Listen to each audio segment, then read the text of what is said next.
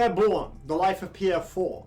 The fourth installment in the Life of Pierre series that I did not know existed until this entry. Apparently the other ones are mixtapes on SoundCloud, whereas this one is an album. And Pierre Bourne is mostly notorious for being Playboi Carti's go-to hitmaker producer, really. He's the main brain behind the instrumentals of songs like R.I.P. as well as Magnolia. The guy is really great at bringing a very dreamy and hypnotic quality to the beats he produces. Well, a lot of my favorite trap beats do come from Pierre, because I think his ear for melody and just delicate synth work is just really appropriate for the trap fundamentals. It really just goes hand in hand with trap production. So with that being said, on this new album, you can expect a series of beats that sound like fucking porn. If you are a particularly big fan of the instrumentals on albums like Freewave 3, Die Lit, Drip or Drown 2, Astroworld, or any trap album that kind of just emphasizes the more psychedelic quality of trap music, then you're probably going to really enjoy what this album has to offer. The beats, the production is very clearly, to me, the high point of this album.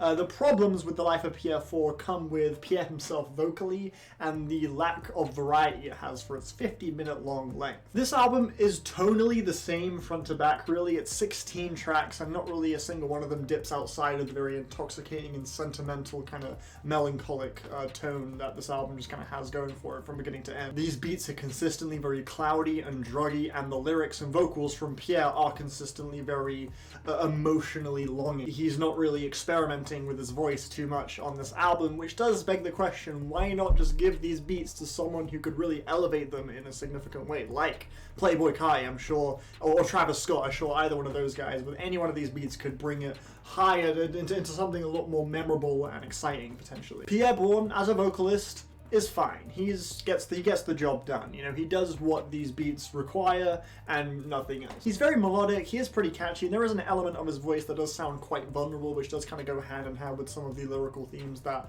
appear on this thing, involving relationships and just general paranoia. I just kind of wish Pierre did more with his voice, I suppose, because it's a little bit tone deaf for a listening experience front to back, really. But with that being said, I never really feel like he's ruining these instrumentals either. Everything on this album is, at the very least, on a sonic level, pleasant to just listen to, you know, but if you do dive into what's being said, you will get quite a few pretty corny bars. Gotta get all this cheese like I'm ordering pizza. Bitches do my laundry for me so I never fold. She gave me her digits, shoot your shot like ammunition. I'm hip to all your games.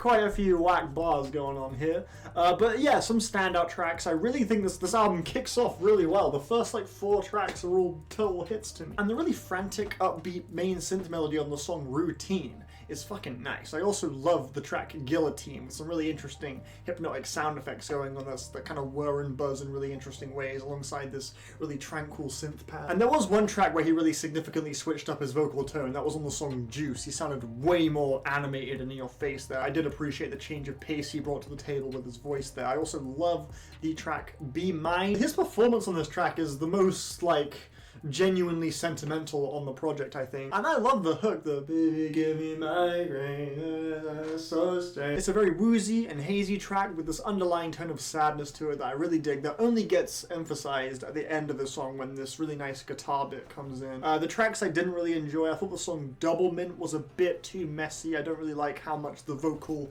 layering dominates this track. It doesn't really leave much space for the instrumental to flourish.